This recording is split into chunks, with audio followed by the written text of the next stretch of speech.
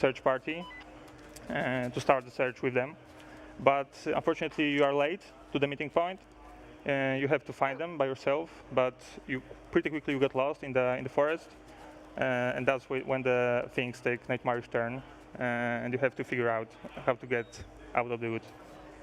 It's scary. It's creepy. We knew this, though, when you called it Blair Witch. What is the attachment of the game to Blair Witch, the movie? Well, this is our own take on a story. It's not based on a movie. It's not the recreation of the events of the movie. It's more of how Bloober team sees what can happen in the same setting, in a Blair Witch universe, Blair Witch cinematic universe. Yeah, that's basically what happened when Lionsgate reached to us, or when we started this collaboration, is that they gave us complete freedom about what we want to do in the setting, just to create our own original tale in the Blair Witch universe. Right. So what were the rules that were established in the Blair Witch universe that you're now following in the game? Well, you enter a forest and things go wrong, as in the movies, right? Yeah, but they do. Sorry. Oh, does this game take place at one point in time, or is there many different points in time where this happens? No, it's one point in a time. It's very story-driven, so we want to tell our tale of what can happen in a Black Hills forest. Okay. Now, what is the importance? Because there was a lot of focus on the camcorder. What's the importance of the camcorder in this thing? Can you tell us or not? About what? The camcorder. What's the importance of the camcorder? Yeah. Actually, this is something that we thought about from the very beginning of the design process. We think of it as of a really iconic item in the Blair Witch thematic lore. So we surely wanted to include it, but after first few tries, we decided that use the camcorder only to show you some clues or show you what happened before is not enough. That it might be too boring for the players. So we wanted to resolve some puzzles around camcorder. Okay. So basically, you'll be able to fast forward or rewind your tapes that you will find along the way. That's what I was going to ask. Yeah. Is there found footage in this? Yeah. Okay. Okay. I think that brings a really exciting element here. I was trying to dig into what exactly did you take from the lore of Blair Witch, and the found footage, the creepiness of the camcorder is part of it. Also the build-up and the suspense of just finding little clues that give you a piece of the bigger, scarier world beyond. Barb, as part of the writing team, how did you make the player afraid? Well, it's not only about writing. If you played Layers of Fear, Layers of Fear 2 or Observer, you know that Bloober team really pays attention to small details. Even such things as flickering flashlight can delay the moment when you learn what's in front of you, right? So also really, really small details can totally change the suspense, the pacing, and how you perceive the horror in a game. With your team's experience in creating horror and creating atmosphere and scaring your players, what have you learned kind of works best? What do you think is a best case scenario in your game that you're bringing for Blair Witch? Best case scenario? Well, I think we are using a little of everything we did till this point and mixing with some new stuff taken from what we learned in Blair Witch in the movie, right? So, well, this fact of not knowing what's hiding behind the darkness, right? This is why the game looks like it's very, very dark. It's in the night, and you basically know that something is around you, but you don't know. And this is pretty much how it works in the woods, right? So we really wanted to recreate this feeling. And we are going to learn over the course of the game what the evil is, what the cause of it is, or how much do you leave up to mystery? When I finish this game, how much will I know?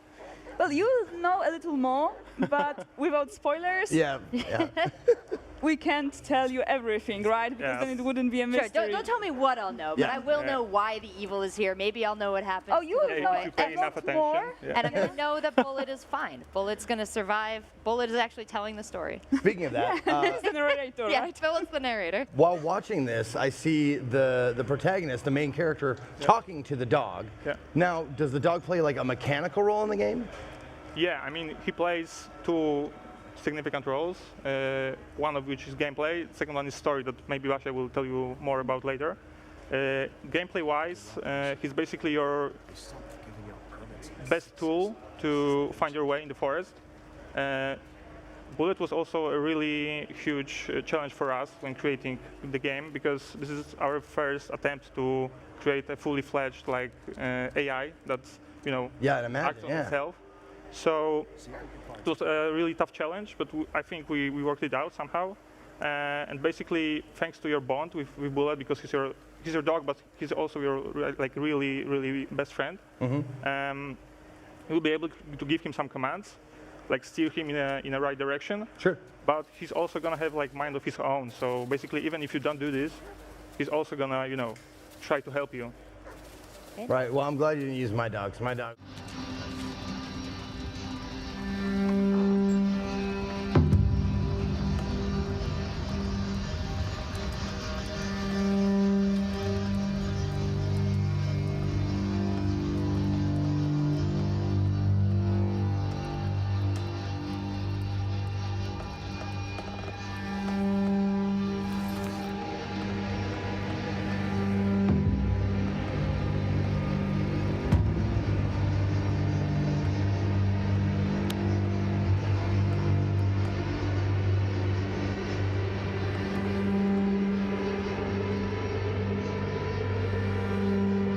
That's the guy from the campsite.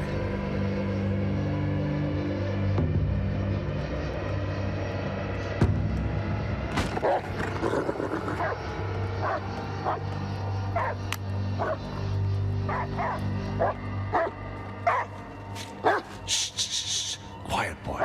We're not alone here. Stay here, boy.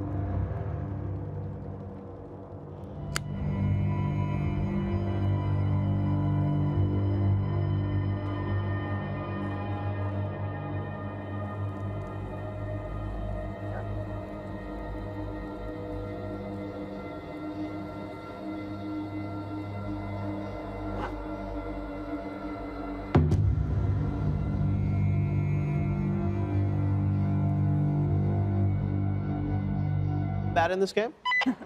Yeah, there is, but it's not a conventional type of combat, because we thought that it's not really fitting to Blair Witch cinematic universe, because you want your character to feel vulnerable. So we basically gave the main protagonist way of fending off creatures, but it's not like a conventional type of weapon like shotgun or sword. Can you pet the dog? Oh, yes, you can. Yes, and One of my favorite Twitter. yes. And I totally believe that it's an important feature in the end because it allows you to convey your emotion towards the dog. It's so cute, and sometimes it's helping you, right? So you want to be able to. We are able to communicate that we are very pleased with you. The dog pet. All right. Yeah, exactly. I knew I'd get a dog pet exclusive. All right. That's fun. So you said it feels like it's a very experiential game where it's like not a walking simulator, but it's one of those ones where it's like there's a lot of kind of exploration as part of it, but also certainly, some horror, psychological thriller elements. We saw even in the trailer, it's like feels like the flashlight and sort of like darkness is going to play a big role in this game, right? Right. I mean, there are a lot of mechanics we added to the game that not to just make it about walking and experiencing the horror. There's also a few puzzles and so on. Yeah, basically we wanted to base the game on what we already did. So on Layers of Fear, for example, that I think we established what we think that psychological horror should look like. Yeah. But we also want to expand on it to just try to always do better and do more stuff for our players. Yeah. So we developed a few new mechanics for this game. So, for example, you have Bullet, who is a fully fledged, AI, Yeah. the first one that we did ever. You have your camcorder that you can see right now on the screen, which will help you solve some puzzles during the game. Interesting. Okay. And also, what you said before. So, for the first time in our games, you have ways of fighting monsters. Wow. Well, it looks really cool, and we don't have to wait long, right? It's coming out pretty soon. Yeah, it's pretty soon. Yeah, it will be released on 13th.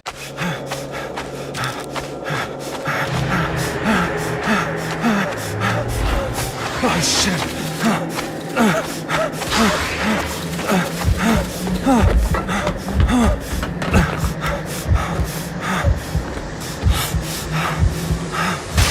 What the?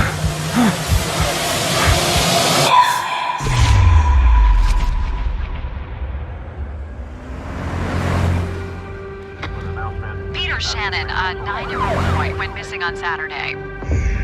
This afternoon, the authorities are organizing a search in the Black Hills Forest. Okay, Bullet. Let's find this kid. Wait up, Bullet! Bullet!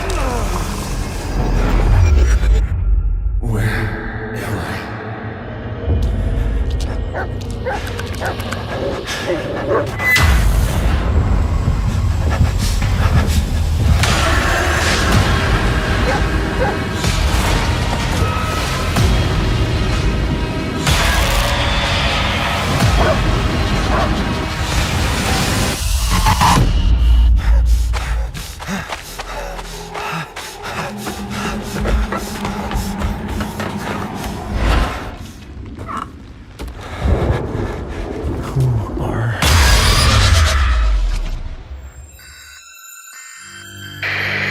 Okay, Bullet. Let's find this kid.